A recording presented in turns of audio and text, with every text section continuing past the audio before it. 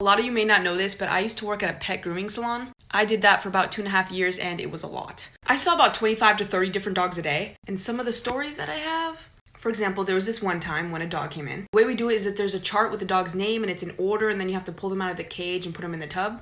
When I pulled this dog out of the cage, you have to be careful because you can never know if a dog's gonna bite you or if it has cage anxiety. But this dog was super kind and sweet. However, when I was pulling him out, I noticed that this dog was super dirty. And usually you can't physically see the dirt on the dog, but I could on this dog. It was a small dog, about yay big.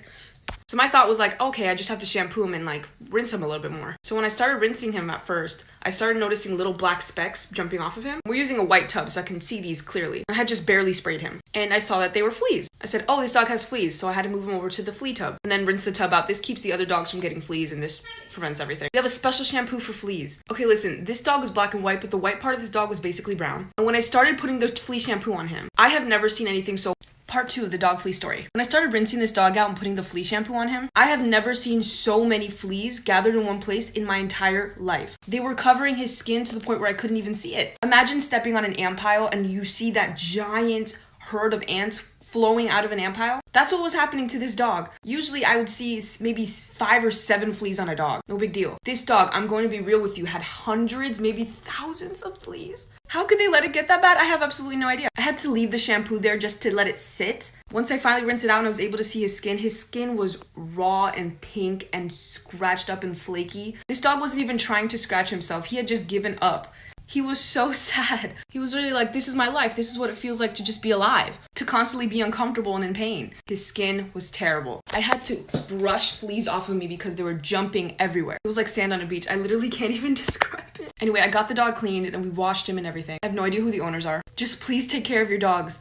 Why I don't drink coffee. Or more accurately, why I barely drink coffee. Let's get into it. So you guys already know I took culinary in high school. This time I was a sophomore taking culinary too. And I had a new chef. This chef was tough, but me and him, we had an understanding. Anyway, culinary, we often sold cookies and drinks for a price to the other students. However, for me, I would do some of the jobs that the other students didn't want to do. Washing dishes, putting things away, scrubbing things. Anytime something needed to get done like that, he'd ask me to do that and I'd get free cookies and drinks. You best believe I did that because I didn't have no money. One day my teacher created this concoction, basically this giant espresso caffeinated beverage. It was huge and it was one of those giant tank like drink suspenders. That's not a word. It's filled with sugar and he mixed it up and he's like, oh my gosh, this is gonna sell like crazy. He said, Joe, you can have a giant cup of this. Like, you just wash the pots and pans, which I did. I was like, sure, I never have coffee. And the reason I never had coffee, because I wasn't allowed. My dad didn't let me drink coffee. So then he gave it to me.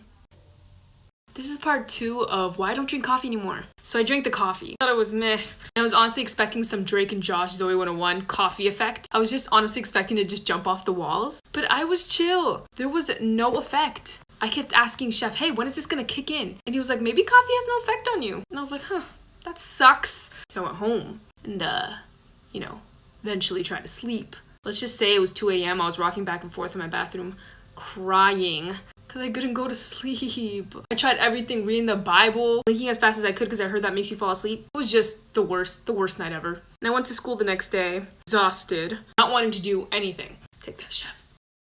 I'm gonna tell you guys why I don't keep food in my room anymore. Or at least why I don't keep this particular food in my room anymore. So when I was a kid, my dad used to leave the country a lot. Every time he would come back, he'd always bring us some sort of goodie. It'd always be like bracelets, t-shirts, and candy. One time after a trip to, I think it was Dominican Republic, brought us back a bunch of lollipops. These are not normal lollipops like you're thinking in your head. These are these giant brown flat lollipops. Now, instead of eating them, me and my sister decided it would be best to hoard them. Yes, that's right, keep them in our room for as long as possible. For what purpose? I don't know. I think it was probably like, no, we can't eat them now. If something happens and we need them. Bruh. It's not every day that we got candy, apparently. So we kept them in our room. We kind of put them on display, up against the wall, right in between both of our beds, in this very room. This time I was about 6? My sister's about a year and a half older than me, so she was like 7, I guess. Now, these lollipops were given to both of us. They were displayed equally distanced between both of our beds, because they belonged to us both. I'm not really sure how this happened. But one night, me and my sister went to bed, but then my sister started tossing and turning. Calls out for my mom. My mom comes and she's like, what's wrong? Oh my god, I'm running out. This is part 2 of why I don't keep food in my room anymore. So my mom came into our room. She asked my sister, hey, what's wrong? She was like, oh, my body,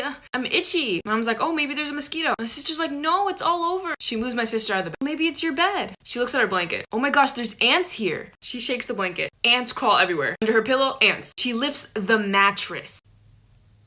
Guys, her bed was infested with ants. Why? There was the faintest trail leading to our lollipops. My mom's like, hey, you get out of the bed. So I got out of bed, they checked my bed, was completely clean. There was one measly ant, literally one. One. My bed had no issues. Sister could not sleep there. So they ended up throwing our lollipops away and we were devastated. And my sister got a lot of unnecessary ant bites and I didn't get any. It's okay, because every time we go outside, I get swarmed with mosquitoes and she doesn't get bit at all. Damn, bye. Why you should always check your pockets. Or why I always check my pockets. You never know where you're gonna find. I was in 9th grade. I got kicked out of my Spanish class. I already did a story time on that. I got sent to the guidance counselor and they put me in culinary class. Freshmen typically aren't allowed to take culinary. It's typically reserved for upperclassmen. Since my teacher kicked me out a week late, there weren't a whole lot of other classes for me to go to. So I ended up going there. When I arrived, most of the students had already picked out their hats, their chef coats, so I had to just randomly pick from the bin. I was really scared and intimidated. Anyway, our chef said just grab a random hat and chef jacket, which I did. When she was instructing us on how to make chocolate chip cookies, I stuck my hands inside the pockets and I felt something. When I pulled my hand out, I had found a gigantic wad of money. It wasn't no tiny wad. No, it wasn't just ones. I want to get on my teacher's good side. I was the youngest student. I went up to her and I was like, hey, I found this gigantic wad of money in one of the pockets. I showed her the wad and she dead serious looked at me like this. She took it from me and it was the shadiest thing ever. In return, she said, this is part 2 of why you should always check your pocket story. So I gave my teacher the gigantic wad of money. When I first found the money, my thoughts were, of course, I'm rich! That lasted 0.3 seconds before I was like, I need to give this to the teacher. Which I did, and again, her response was super weird. She kind of just took it from me and was like, and I was like, it was like a super awkward moment. And I was like, dang, I already got off on the wrong foot. Like, I left and I was like, oh, let me just do my work. Later on in the day, she came back to me and she was like, thank you so much for giving me the money. That was actually from a fundraiser that we did. And I was like, And just to say thank you, I'd like you to take 3 cookies if you want. You can take 3 cookies. I was like, okay, sweet. I was like, cookies? All right, sweet. They taste like rocks. Rocks made out of sugar.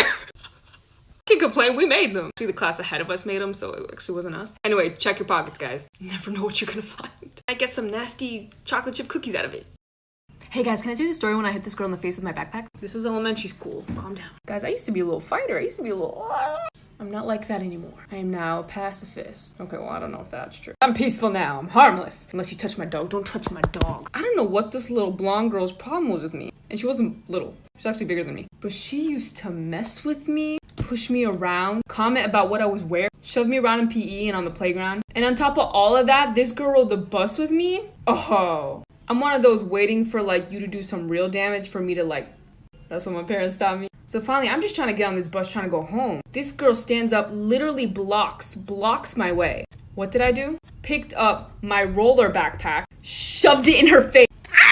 Right there. This was her face. Yup, move. I'm about to get myself.